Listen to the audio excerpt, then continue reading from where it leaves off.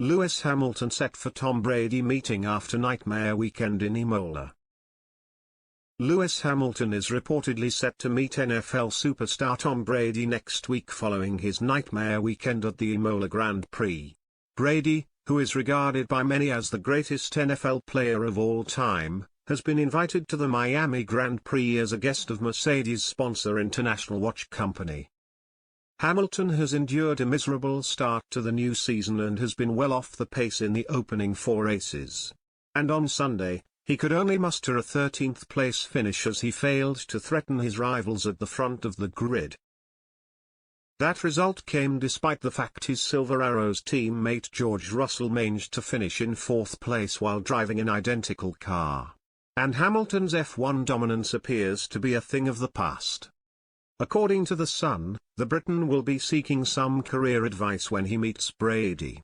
Hamilton had been tipped to retire from F1 following a controversial end to last season but ultimately decided to return to the track this time around. If his performances don't improve quickly, however, he could finally be ready to call it a day once and for all. Brady himself announced his retirement from American football at the end of last season. But the 44-year quarterback made a surprise U-turn just weeks later as he ultimately decided it was too early to bring the curtain down on his illustrious career. And Hamilton could bend Brady's ear about how he should play things. Hamilton has a myriad of interests away from racing and will now surely have one eye on his future away from F1. Just last week, it was revealed the 37-year-old was stumping up around £10 million to support former Liverpool chairman Sir Martin Broughton's bid to buy Chelsea.